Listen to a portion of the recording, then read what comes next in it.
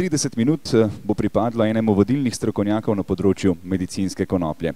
Upokojeni inženir strojništva, ki je 25 let delal v zdravstvenih ustanovah v Kanadi, je po hudi poškodbi glave leta 1997 prišel do spoznanja, kakšno bi moralo biti pravo zdravilo. In od tedaj dalje svoje sporočilo deli z ljudmi iz vsega sveta, tako preko različnih literarnih del, videozapisov in predvsem preko vsega znanja, ki ga poseduje. V veliko čast nam je, da ga lahko pozdravimo v Sloveniji in v veliko čast nam je, da ste ga prišli poslušati. Prosim za aplavzom nagradite ustanovitelja fundacije Phoenix Tears iz Kanade, gospoda Ricka Simpsona.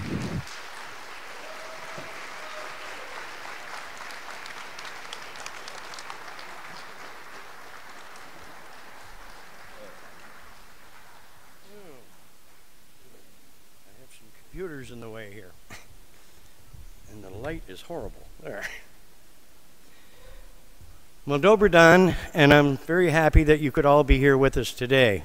The lecture I'm about to give contains statements that some may not agree with, but if you listen to what I have to say with an open mind, I think you will come to understand that my views on our current situation cannot be disputed. I'm sure that everyone here today is now somewhat aware of the miraculous curative powers of oils which can be produced from some varieties of the cannabis hemp plant. There has been a great deal of unwarranted dispute over the use of cannabis in medicine, and especially towards the use of these oils which I have brought to the public's attention. But after acquiring an understanding about the medical history of the cannabis plant, it hardly comes as any surprise that oils produced from the natural resins of this plant could have these amazing healing abilities. When I first produced this oil for my own use, I had no knowledge that it would have any medicinal effects other than being highly sedative in nature. And of course, this is why I produced it in the first place, to treat the effects of a head injury that I suffered at work back in 1997.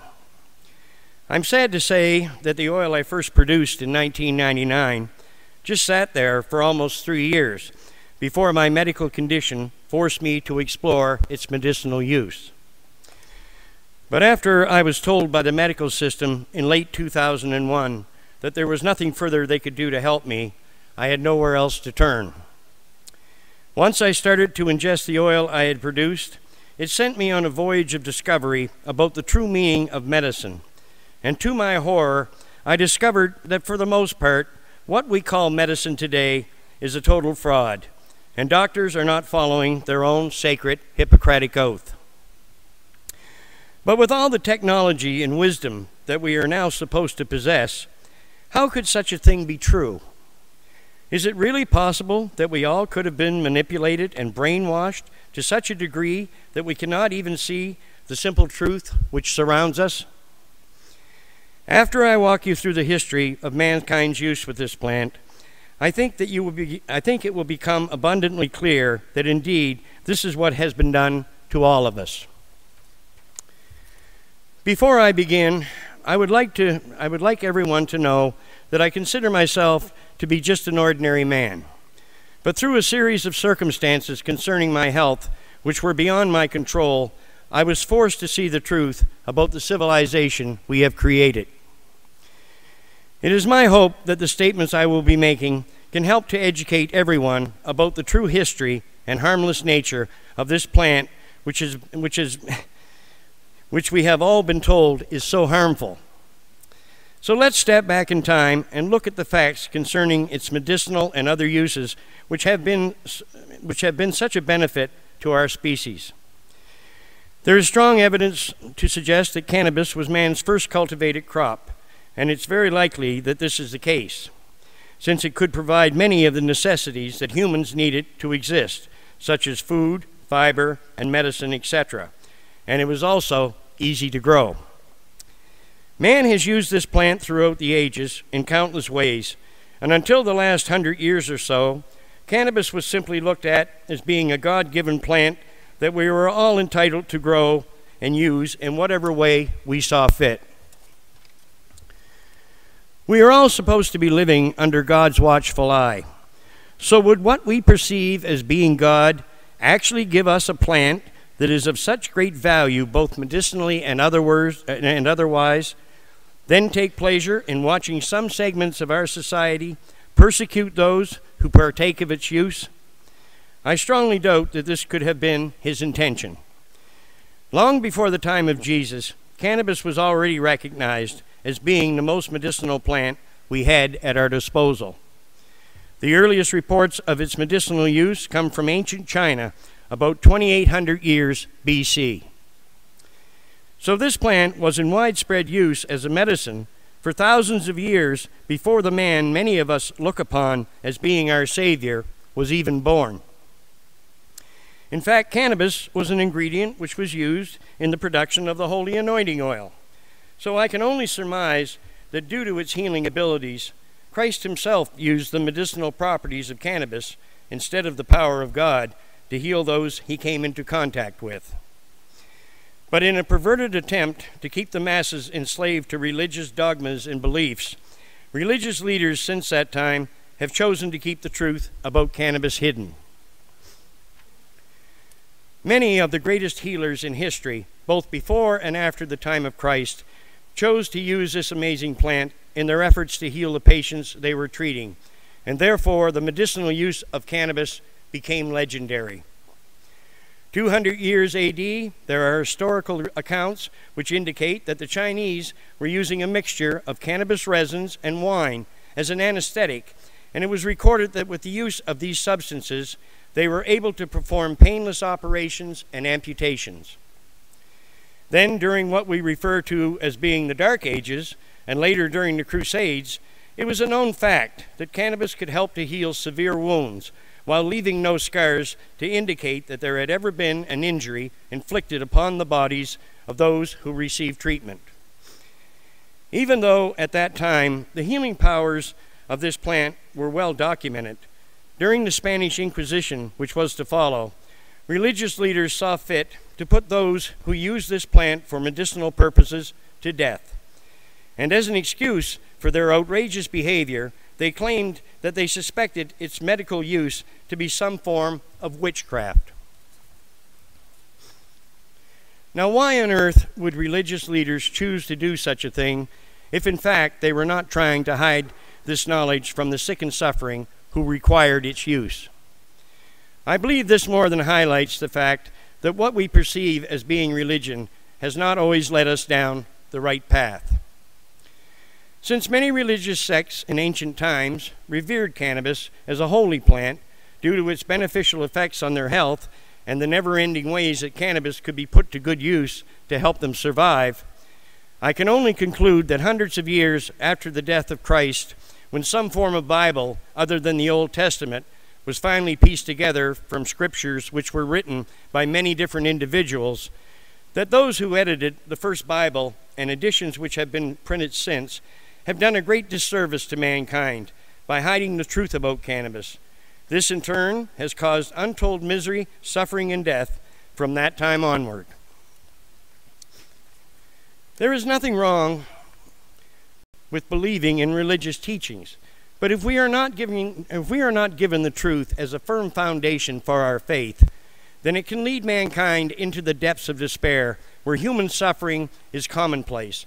And since we were so badly misled by many of those we are supposed to trust in religious circles, this is the situation we are facing today. Not only has some of our religious organizations done us great harm, by the 1800s, many big money concerns also decided that it would be in their best interest to do the same. Although cannabis was grown freely during this era, the rich elite were already making plans to have cannabis restricted because it posed a threat to many industries which they were in control of. Take, for example, drug companies like Eli Lilly, Park Davis, and Squibb, etc., who produced cannabis-based medicines during the 18 and early 1900s. How could pharmaceutical companies like those I have named, who used cannabis as an ingredient for decades in the medicine they sold the public, not be aware of this plant's healing potential? If indeed that were true, they would all deserve a PhD in stupid. for one would have to be an absolute idiot to sell cannabis-based medicines for that length of time and still have no idea about its healing qualities. Drug companies of that era had to know the truth. And since at that time cannabis was grown freely everywhere, I believe these companies lived in fear that some enterprising individuals might discover the truth about what they were trying to hide concerning this plant's healing properties. So to forestall this event from ever occurring, in the early 1900s, John D. Rockefeller and some of his rich friends got together and formed medical foundations, which in turn took over our medical schools. These are the same individuals we have to thank for the medical madness which we endure today. For after they were able to take over the medical schools, doctors were taught the allopathic approach to healing, which utilized chemicals and poisons that Mr. Rockefeller and his friends produced in their plants and factories. Even though the healing effects of cannabis were obviously well known to the drug industry, this empirical form of medicine, which had been in use for thousands of years, was pushed aside to satisfy the aims of the rich and powerful. When it comes to restricting the use of cannabis, drug companies and those who controlled them were not the only guilty party. For cannabis was a threat to many big business concerns like the cotton industry, the pulp and paper industry, the big oil companies, and the list of those who stood against this plant goes on and on. Since the growing and free use of cannabis would interfere with their profit margins, it didn't matter to those in powerful positions that this plant was capable of producing the greatest medicines on earth. After seeing the threat that cannabis presented to their control, the mega-rich then began to look for ways to eradicate its growing and use forever. William Randolph Hearst gave these big business concerns the opportunity they were looking for when he started calling cannabis marijuana, and he then proceeded to print outrageous statements to villainize this harmless plant in the publications that he owned. Today we know that Mr. Hearst did this because cannabis could have an adverse effect on his own business interests. So why do we lend the yellow journalism which he shoved down the public's throat 100 years ago any credence, when we know that everything his newspapers told us about the harmful effects of cannabis was based in lies?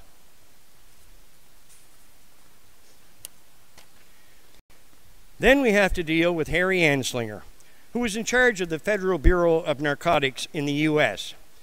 Since J. Edgar Hoover, who was head of the FBI, and his G-men were getting all the attention in the 1930s, Harry needed a way for him and the bureau he ran to be noticed. To accomplish this task, Anslinger picked up where Mr. Hearst left off and continued to villainize cannabis to the public. Even though this plant had never harmed anyone, Anslinger told the public that cannabis was the most dangerous and deadly substance on earth, and that those who used it were prone to extreme acts of violence. Then, through the use of this misguided rhetoric, he was able to have cannabis outlawed in the U.S. in 1937. In the 1940s and 50s, when the Cold War between the U.S. and Russia began to heat up, Mr. Anslinger changed his story about this plant and now stated that cannabis presented a danger because those who used it would become too docile, and in such a state, they would not fight for their country. In 1954, Anslinger then went on to have the United Nations declare cannabis to be non-medicinal. So a few years later, when the UN put their Single Convention Treaty in place, member nations were required to restrict their citizens from its growing and use. If organizations like the United Nations were not corrupted to the core, why do you suppose they would allow themselves to be swayed so easily by a man like Anslinger, when it was so obvious to anyone who knew anything about cannabis that everything he had told the UN was fabricated to fit the agendas of those who wanted to see it outlawed? Rather than reject Anslinger's false claims, the UN seemed more than happy to go along with this travesty. So I can only surmise that Anslinger, the American government that he worked for, and the United Nations were all under the control of the rich elite who wished to have this to have this plant's use eradicated. Back in the 1920s and 30s, when most of these absurd restrictions were put in place in North America, governments, or at least many who worked in politics at that time, must have been willing to sell their souls to the devil and to go against the very people who had elected them. Because in reality, no one ever had the right to outlaw the use of this God-given plant in the first place. When the 1960s rolled around, Lyndon Johnson, who was president of the U.S. at the time, used the pretext that an American ship had been attacked in the Gulf of Tonkin as an excuse for the U.S. to become involved in Vietnam. This ignited a dispute between the U.S. government and, for the most part, young individuals who spoke out against this war. Of course, today, we all know that the Gulf of Tonkin incident never really occurred, and it was simply just another false flag operation which was conducted by President Johnson and his rich masters who stood in the background to provide an excuse for U.S. troops to become involved in this conflict. Many who spoke out against this war were cannabis smokers, and soon they were labeled as being dirty hippies, which helped the government to discredit the opinions they were voicing.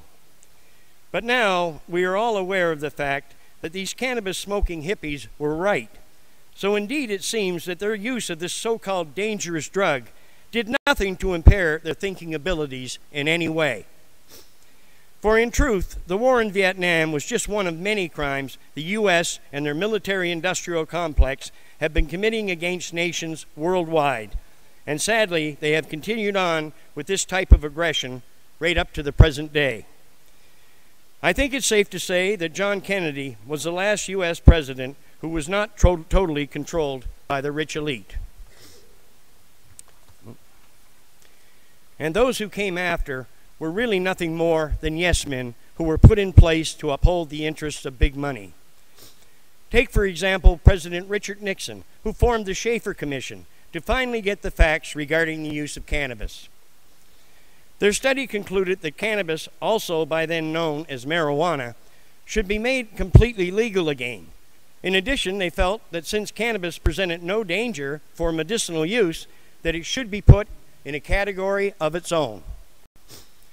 All this made perfect sense, but instead of following their advice, Nixon turned around and started the war on drugs, and they then made cannabis the prime target of this so-called war.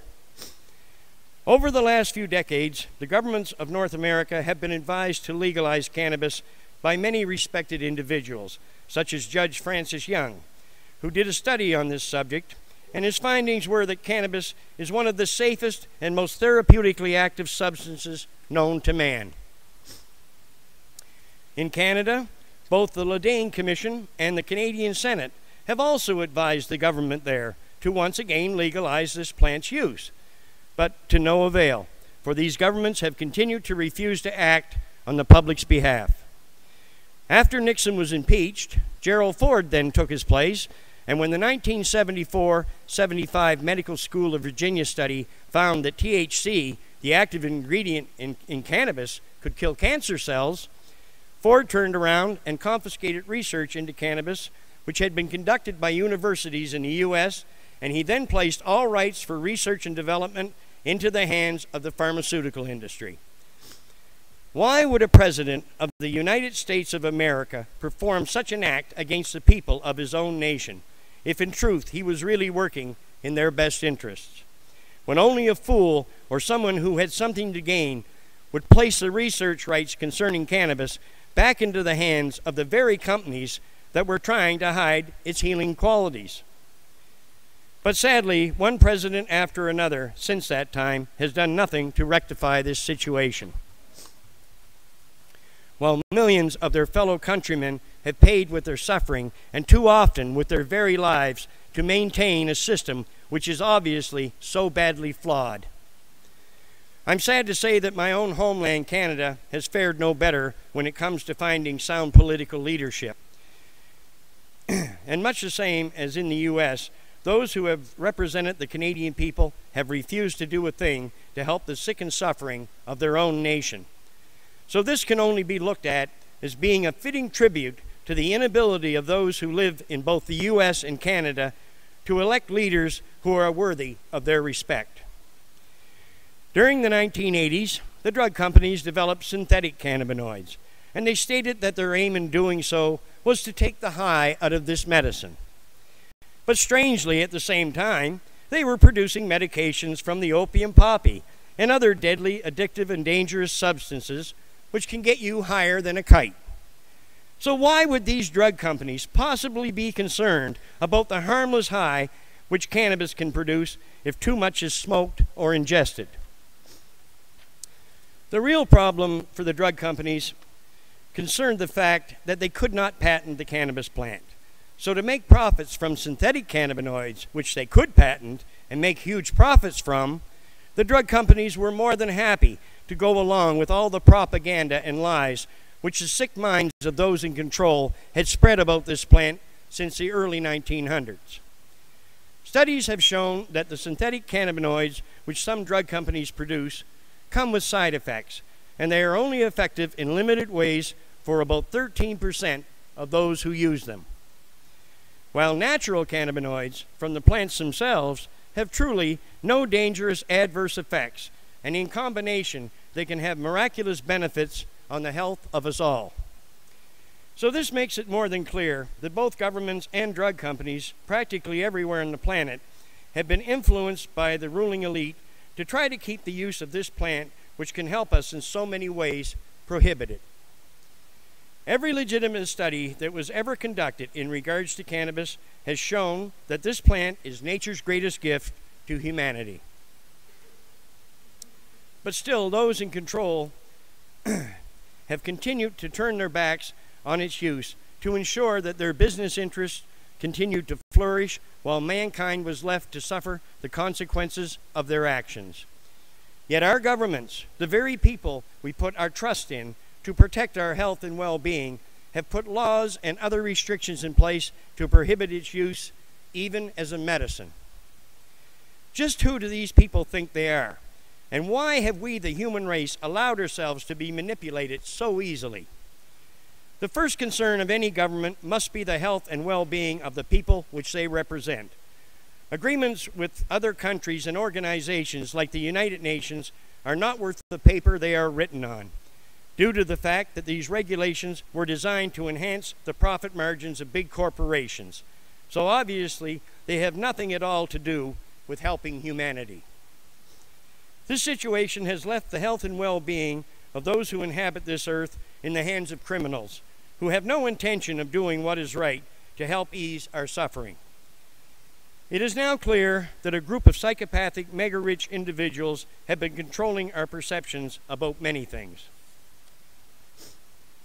And in truth, they have been running our world from the shadows while using governments to shield what they have been doing from being discovered.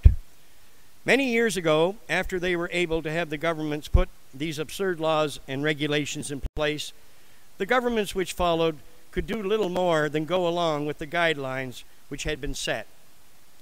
Since that time, to the detriment of us all, governments have done nothing but bow to the wishes of the big money concerns like the Rothschilds and Rockefellers, etc. Because if they were to do otherwise and provide their people with the truth about cannabis, all the corruption which goes back for decades would be exposed, and the public would lose faith in their governments. Due to our current situation, I think it's safe to say it's now time to lose your faith and begin to question what we have been told about many different things. But first and foremost, I think we should all question the fact that those who have been running the system we have been living under think that they have the right to tell us what we must use as medicines. If their concerns were actually based on our well-being, there would be no problem. But it has now become obvious that medicine today is much more concerned with profits than it is with healing. So what sensible reason could our governments possibly have to inflict this type of corporate madness upon their own people and then shove it down the throats of the sick and suffering? Unfortunately, here in Europe, things are a little different, and those who govern most countries have also fallen under the spell of big money. The UN, in connection with large banking concerns and other interested parties who might also profit from hemp's restriction, were able to have cannabis outlawed over here as well. Even if you have a medical need for this plant, in most countries you can be arrested for even having it on your person. How can we allow this infringement upon our human rights to continue? Our bodies belong to us, and we are the only ones who truly have the right to determine what we put in our bodies to use as a medicine.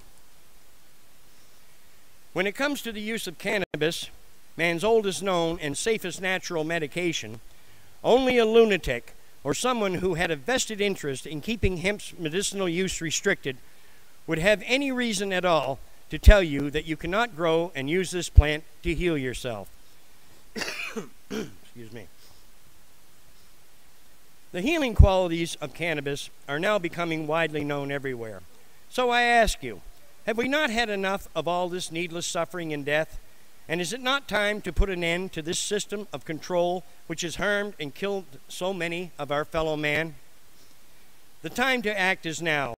And once you learn the truth in what people like myself, Jack Hare, and many others have been telling the world about cannabis, I'm sure you too will agree that drastic measures are badly needed, and that sadly, we the people are the only ones who are willing to bring about the changes that are required.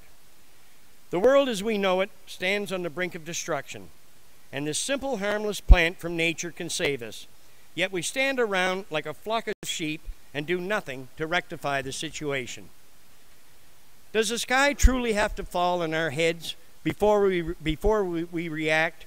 And where is the logic which supports this way of thinking? It simply does not exist, and therein lies the problem with our species. We want to be led. We want others to take responsibility for our existence, and unthinkingly, we have put our faith in the frailty of human nature to accomplish this task. When most of us already know that the vast majority of those we come in contact with would sell their souls to the highest bidder if given the opportunity. This is a weakness that most of us possess to at least some degree, and it seems that almost everyone wants to feel as if they are more important than others around them. This is the human frailty which allows us to go along with policies and regulations which we know to be criminal in nature, to achieve our own personal goals and still feel as if we have done nothing wrong. That is the weakness in most of us all, which a rich minority chose to exploit many years ago, and to this day we still suffer under the yoke of their oppression. Are we really dim-witted enough to allow these sick-minded individuals to continue on with what can only be termed mass genocide and crimes against humanity? For our own sake, I hope not. If you have any doubts about what I am saying, to some extent, my statements can often be proved by simply looking up at the skies over our heads. In the last few years, I have traveled to over 20 different nations, and practically everywhere I went, I have witnessed what is now known as chemtrails. On many occasions in the skies over major centers I have visited, one cannot help but notice these strange lines and patterns overhead, which are plain for all to see in our skies after aircraft have discharged these chemicals into our atmosphere.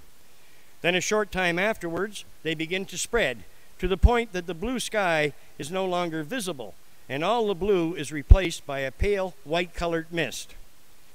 Is this really something that one could consider as being natural? I hardly think that this could be the case. I know many of us still tend to believe that what they are seeing are simply condensation trails, but real contrails from aircraft do not linger for very long before they disappear, and they do not remain in our skies for hours, causing these effects. There is nothing natural about chemtrails, and it has now been proven that the rich elite, many of whom have already openly stated their desire to depopulate our planet, are behind this totally illegal spraying program. So what has our governments done to protect their citizens from the harmful chemicals that are being sprayed into our skies, which can have a detrimental effect upon us all? I can sum it up with one word: nothing. If I were the president or prime minister of a country in which this was occurring, I would order the military to bring a halt to this insanity before it caused any more damage. But governments have made no efforts to do this, so I can only conclude that those we have put our trust in are indeed not to be trusted. The horrible truth is that chemtrails are only one of the ways which power-hungry individuals are using to facilitate their plans to diminish our numbers and keep those who remain under their control. If we just stop and think about what is truly going on around us, it becomes perfectly clear that we are all being used and manipulated in many different ways to help ensure that most of us will be unable to survive due to the toxins that are being released into our environment, which are giving us more and more health problems each and every day. But how could we, as rational human beings, possibly allow this to continue to the point that our earth can no longer support both ourselves and most other living creatures? We have allowed our environment to be poisoned to such an extent that if this were to continue, in a short time from now, the earth as we know it will no longer be able to support most forms of life. I hope for the sake of us all that we can come together as one and put a stop to all this corruption, which has done so much harm to mankind and the planet on which we have to exist. We don't need to use nuclear energy or fossil fuels. We need to use common sense and grow cannabis to meet our requirements for energy, food, medicine, employment, and just about everything else in our day-to-day lives. If there is anything that can unite us, it would have to be something which concerns us all. I believe that this natural oil, with its miraculous healing powers, is a substance which can do just that. For after learning about its healing potential, how could we possibly allow its medicinal use to remain restricted in any way? In the interest of finally bringing the truth forward about this subject, we have brought a panel of experts together here in Slovenia to explain a great deal about the medicinal use of this plant and to answer any questions you may have regarding its use. These individuals are some of the top people in this field, and I think it's time for governments everywhere to begin to listen to what the real experts have to say. With the coverage that this event is receiving and the countless millions worldwide who already know the truth, I believe that all governments should react quickly to the needs of their people, or they will forever lose any credibility they have ever gained. We need this medicine desperately, and we need it now. Enough with all the lies and double talk, for far too many people have already been sacrificed at the altar of greed and corruption. If we are to save ourselves and coming generations, we must react to this situation at once. And after doing so, it will bring about our deliverance from the suffering and enslavement we have endured in the past. The people are the real power in any country, and if we unite, nothing can stop us from achieving our aims. For in reality, we are the ones who are truly in control. And since no one seems to be working on our behalf, it has now been left in the hands of the people themselves to determine as to what will transpire in the near future. If indeed it's true that we all want to live in a better world, it is now within our grasp to bring this about. And I hope that we will be able to accomplish what is to come in a sane and sensible manner without the use of violence. We cannot build something better if we try to achieve our goals by making the same mistakes that we have made in the past. And I believe if any of us should choose to react violently to those who are standing in our path, that it would serve no useful purpose whatsoever, other than to prove that we as a species still have a great deal to learn about our behavior before we should even try to look upon ourselves as being thinking, rational human beings. In truth, the future is ours to create, and if we have learned any lessons from our past experiences, we should be able to use this knowledge we have gained to enable us to build a more sensible and sustainable way of life. What I am describing can easily be achieved if we truly have the will to bring it about. Since the future of mankind is now hanging in the balance, I believe that we have no choice other than to stand as one and demand the free medicinal use of the cannabis hemp plant. Then in a short time, the practice of medicine and the world in which we live will change forever, and this will enable us to eliminate many of the problems which have plagued the human race throughout the ages. Here at our fingertips is the better world for which we have been searching. But if we do not react to make it a reality, then nothing will change, and we will be left to suffer the consequences of our own apathy. We can save this planet, and we can save ourselves. The choice is ours to make. So what will it be? Pain and suffering until we can no longer exist in a poisoned world? Or a bright new beginning in which we can live in freedom and once again have our God-given right to remain healthy and happy? I think the choice is crystal clear, and in a short time from now, I hope we will all find a much better way to exist. My name is Rick Simpson, and I would like to thank you all for attending. Power to the people, and may we all have a much brighter future. Thank you.